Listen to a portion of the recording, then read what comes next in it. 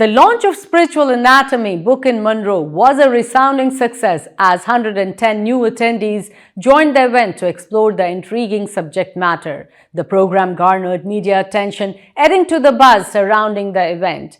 Eddie Stern, a featured speaker, passionately incorporated insights from spiritual anatomy into his speech, underlining the book's significance.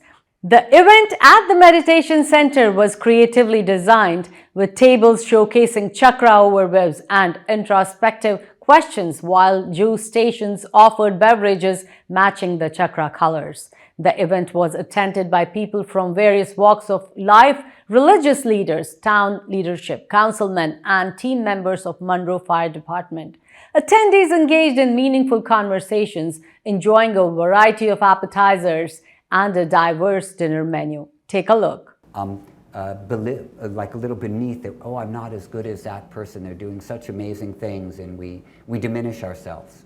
But if we take on the virtue of those people and feel that their virtue is ours as well, because they've done it, we've also done it, that type of an attitude, then we won't diminish ourselves, and we can enjoy their virtue as if it were our own. Not as it were our own, but as if.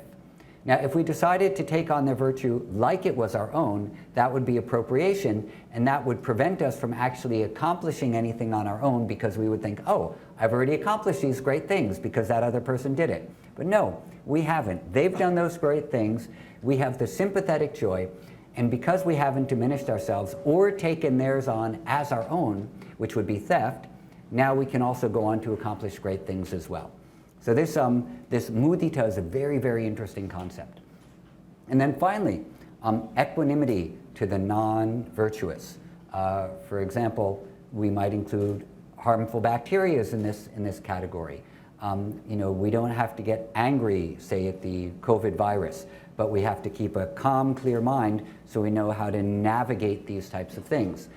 Now, with a virus, that might be a little bit easier than with a person who is completely non-virtuous. So if we want clarity of mind, brightness in our field that will lead to the inner harmony, then we can practice these four things. In Buddhism, they're called the Brahma Viharas. An absolute fabulous recipe for inner harmony and success. Special type of concentration. According to Hatha Yoga, samadhi is union, but in Yoga Sutra, it's not union. In fact, it's distinction between Purusha and Prakriti, a very different type of a concept. In the Sanskrit dictionary, one of the definitions in Nirukti, samadhi is samyag adhyate asmin atma tattva yatatmyam.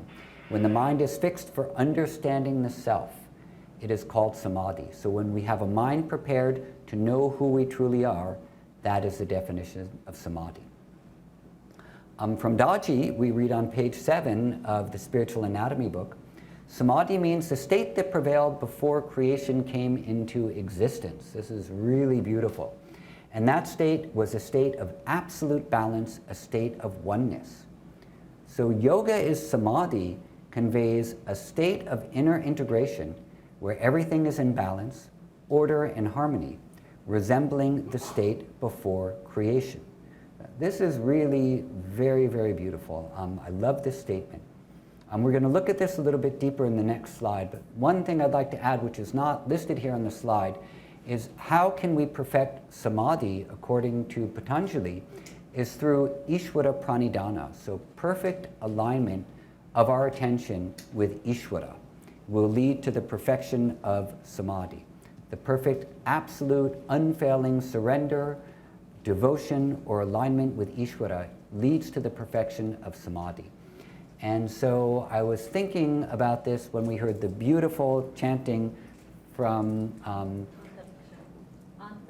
Antariksha, which is a fabulous name, of the Guru. These are very beautiful praises, and gives us a hint that, through devotion to the highest, our mind automatically merges and moves into it. So that was a beautiful. The idea is simple, right? We meditate together as a team. I shall share every day the link. One of us will meditate with you. There is no pressure of performance. You join at 6:30 in the morning. That's the only thing I request. And yes, please. 6:30. If we have, you join the group and then we can negotiate. How about that? But the idea is simple, right? When we have camaraderie, when we have togetherness, when we have a buddy to support, and it is a non-judgmental, safe space where you miss one day, you are late one day, it's okay, right? But we do this together. 1 month, after the month, we shall dissolve this WhatsApp group, and whoever made it.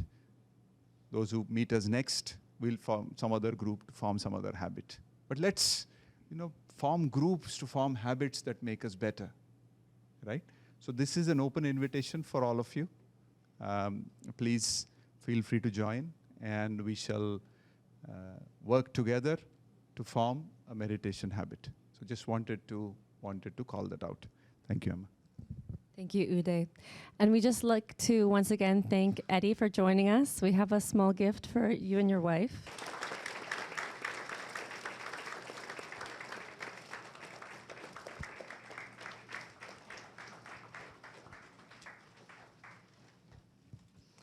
And thank you, everyone, for joining. Please use your social media accounts to spread word, and thank you again for your testimonials with the media crew here. Share your reviews on Amazon, and if you enjoy the book, please pass it on to people that you feel would resonate with the message. Now, the much-awaited invitation to dinner. So please sure to take the opportunity to make some new connections, and we hope to see you all again tomorrow at 11 a.m. and in the future at events like this. Thank you all for your presence.